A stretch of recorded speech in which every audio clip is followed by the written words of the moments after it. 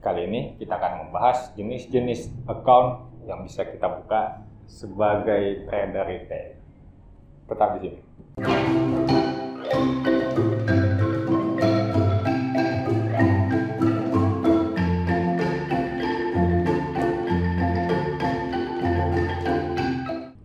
Salam jumpa Bapak Ibu traders sekalian.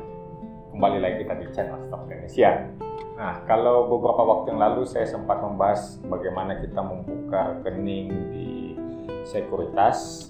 Nah, mungkin udah ada beberapa teman yang melakukan pembukaan rekening, entah di sekuritas apa. Terserah aja pilihan. Kalau yang belum simak videonya ada di sini ya. Coba dilihat lagi. Jadi di sini sekarang mungkin yang saya terangkan waktu itu adalah jenis account reguler. Sekarang sebenarnya kita bisa buka beberapa macam rekening, bukan cuma account reguler. Ada paling nggak ada 3 macam rekening. Apa aja? Mari kita bahas satu-satu.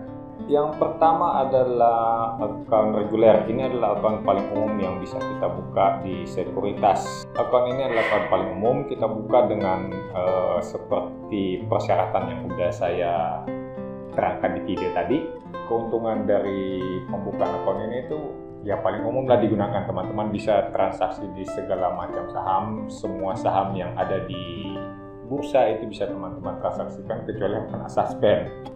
Saja kalau nggak kena suspend kan nggak bisa ditransaksikan ya, nggak bisa ditradingkan.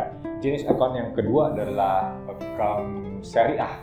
Teman-teman mungkin yang tertarik dengan dunia syariah itu kemudian bisa atau meragukan atau mungkin ada pertanyaan mengenai syariah ini gimana hukumnya. Nah, teman-teman itu di bursa diberikan fasilitas untuk membuka rekening syariah. Rekening syariah ini sama seperti account reguler, tetapi dengan beberapa pembatasan yang kemudian menjadi pembeda antara account reguler dan account syariah, yaitu rekening syariah hanya bisa teman-teman gunakan untuk jual beli saham dengan saham-saham atau emiten yang masuk dalam isi. Jadi isi itu adalah daftar saham-saham yang memenuhi kriteria dipilih oleh bursa yang memenuhi kaidah syariah. Untuk lebih jelasnya teman-teman mungkin bisa menyimak perbincangan saya dengan Mang Amsi, salah seorang pegiat syariah di video yang di atas ini. Kemudian teman-teman aturan lainnya itu teman-teman tidak bisa atau tidak mendapatkan fasilitas pinjaman limit T+2. Kalau di account reguler itu dapat. Jadi teman-teman meskipun dengan dana 100.000 misalnya, kemudian teman-teman belanja sampai dengan 120.000, 20.000 sisanya itu teman-teman bisa transfer dalam 2 hari setelah melakukan pembelian.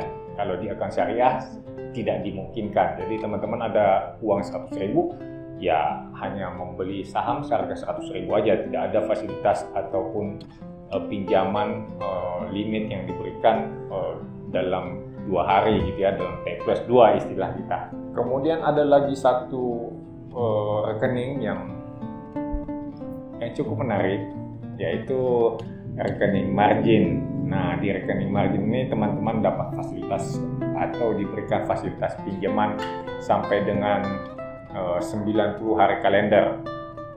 Teman-teman dengan dana terbatas, kemudian kalau mau hold saham yang lebih panjang, biasanya itu dilakukan oleh para trader dengan time frame yang cukup jauh sampai dengan 90 hari kalender, sekitar 3 bulan ya.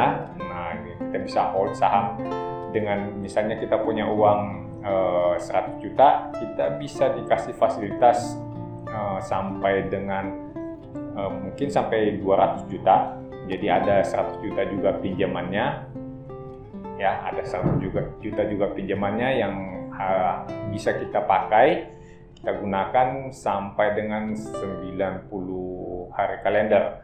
Tetapi kemudian sebagaimana lembaga keuangan lainnya, sekuritas tentu memberikan pinjaman dengan bunga interest, walaupun itu interestnya sangat-sangat ringan ya, tapi ini juga teman-teman perlu pertimbangkan. Udah hold saham lama, udah rugi waktu, kemudian masih kena bunga, nanti dijual juga masih mengalami kerugian. Itu adalah risikonya kalau kita menggunakan margin. Selain itu, untuk teman-teman yang mau membuka rekening margin ini, teman-teman kemudian ada persyaratan lainnya. Misalnya teman-teman setidaknya harus sudah punya rekening reguler. Dari rekening reguler itu kemudian teman-teman mesti membuka rekening lain yang disebut rekening margin tadi, tentu saja dengan setoran yang lebih besar. Umumnya sekuritas itu, seingat saya ya, saya punya rekening margin itu dikasih minimal setoran awal 200 juta. Jadi teman-teman yang punya uang tunai 200 juta ataupun dalam bentuk saham sebesar 200 juta, kemudian bisa dipindahkan ke rekening margin. Aturan lainnya di rekening margin ini, teman-teman tidak bisa atau hanya terbatas pada daftar saham yang bisa atau masuk dalam daftar margin. Ada istilahnya dari sekuritas itu mengeluarkan. Jadi masing-masing sekuritas mengeluarkan sejumlah saham, list saham yang kemudian bisa ditradingkan di account margin. Sebagai contoh, ini adalah daftar saham yang bisa teman-teman tradingkan di account margin sekuritas Phillip.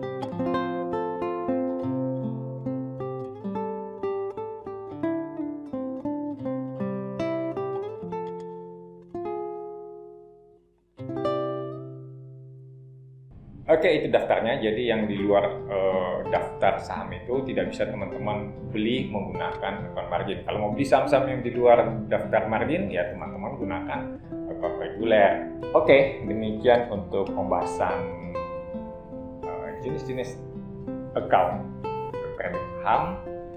Tetap di channel Stock Indonesian, nanti kita ada pembahasan lain, tentu dengan topik-topik yang lebih menarik. Salam cuan untuk kita semua.